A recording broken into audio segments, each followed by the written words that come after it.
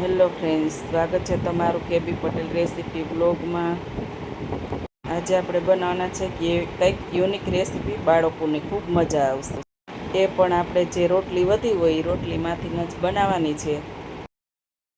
આ રેસીપી બનાવવી ખૂબ જ સહેલી છે, સરળ છે અને સાથે સાથે ટેસ્ટી પણ છે। બાળકોને ખૂબ મજા આવશે। એમાં ટમેટાનો સોસ હોય અને શેજવાન ચટણી હોય એટલે બાળકોને તો ખૂબ જ મજા આવે।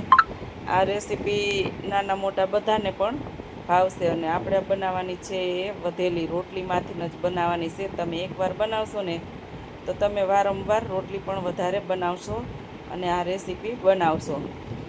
તો આમાં કોઈ પણ ઝાઝા ઇન્ગ્રીડિયન્ટ્સ નથી, ઘરમાં જે રહેલી વસ્તુ હોય એમાંથી જ આપણે બનાવવાની છે। રોટી પરનું ફિલિંગ ભરવા માટેનું મેં પહેલેથી જ બટેટું બાફી લીધું હતું।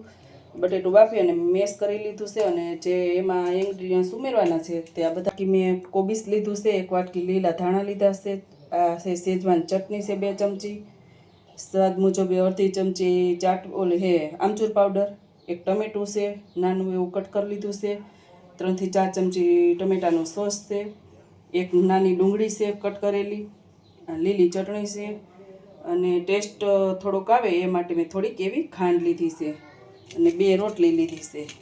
એ આપણે સાંજની વધેલી રોટલી હતી એ 2 રોટલી લીધી છે અને આની અંદરના બીજા મસાલા છે, આપણે જે મસાલાની અંદર હોય રેગ્યુલર મસાલા એ ઉમેરવાના છે।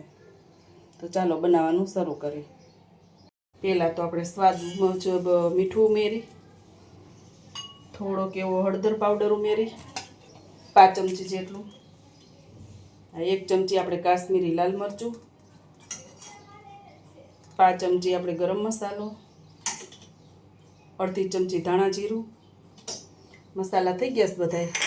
હવે આપણે એની અંદર અડધું ટમેટું ઉમેરી દેવું, અડધું મેં રાખી મૂક્યું છે, અડધી ડુંગળી ઉમેરી દેવું, અડધી ડુંગળી પણ રાખી છે, ધાણા ભાજી આપણે બધાય ઉમેરી દેવું,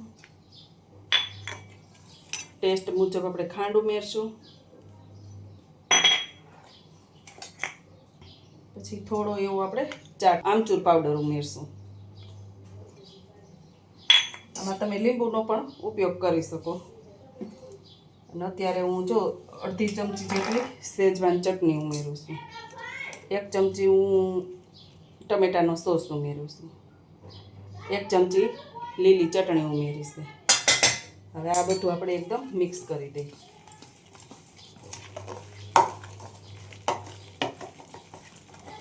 તીખાશ તમે ઓછી હલકી કરી શકો તમારી એકોર્ડિંગ।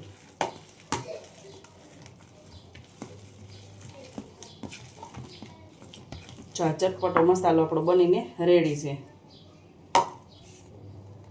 પેન ગરમ થઈ ગઈ છે, હવે એની અંદર આપણે થોડું એવું તેલ ઉમેરી 2 રોટલી છે તો 2 રોટલી આપણે હારે જ શેકી લેવું। પહેલાં તો અત્યારે મેં 1 રોટલી લીધી છે, આને એક બાજુની સાઈડ આપણે શેકી લેવું, જે બાજુ આપણે જે ફિલિંગ ભરવાનું છે એ સાઈડને આપણે શેકી લેવાની।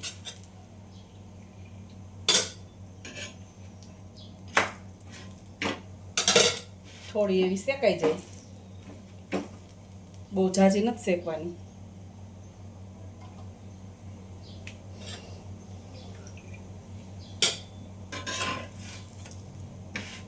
આ નાસ્તો બાળકોને ખૂબ મજા આવે છે ખાવામાં, એકદમ ચટપટો બને અને ઓછા તેલમાં આપણે બની જાય છે, એટલે બાળકોને ખૂબ મજા આવે।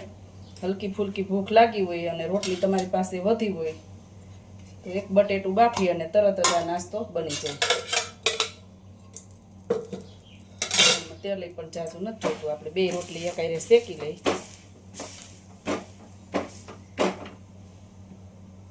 જો આપણે બંને રોટલી શેકાઈ ગઈ છે, ગેસ બંધ કરી દઈ અને આપણે ફિલિંગ ભરી લઈએ। જો આપણે અડધી રોટલી ઉપર ટમેટાનો સોસ લગાવી દઈ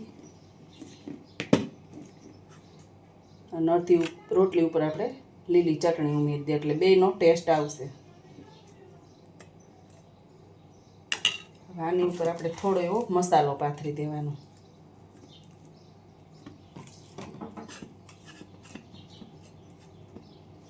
બહુ ઝાઝો નહીં એટલે મીડિયમ પાથરવાનો। આપણે આ રીતે આપણે દબવી દેવાનું મસાલાને।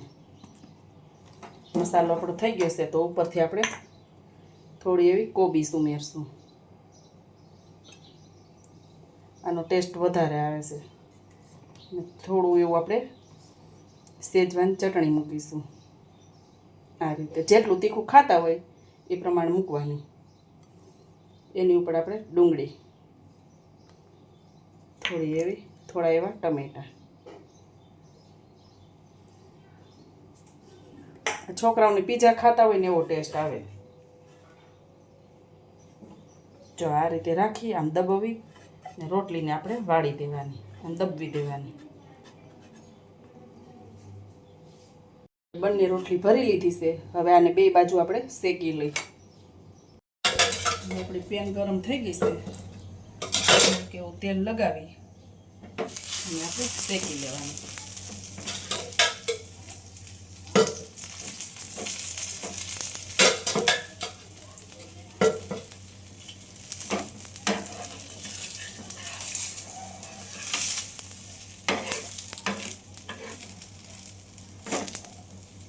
ગેસ આપણે ધીરો કરી નાખીએ અને જેવી રીતે પરોઠા શેકતા હોય એ રીતે જ શેકવાનું છે. બંને બાજુથી પરોઠું શેકાઈ ગયું છે. હવે આને લઈ લઈ. જો આ એક બાજુ શેકાઈ ગયું છે, આ બાજુ પણ શેકાઈ ગયું છે. હવે આપણે લઈ લઈ.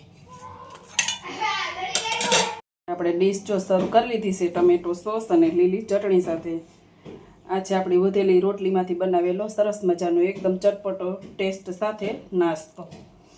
તો આ વિડીયોને આપણે એન્ડ કરી ફરી મળીએ પાછા કાલે નવા વિડીયો સાથે. ત્યાં સુધી બધાને જય શ્રી કૃષ્ણ.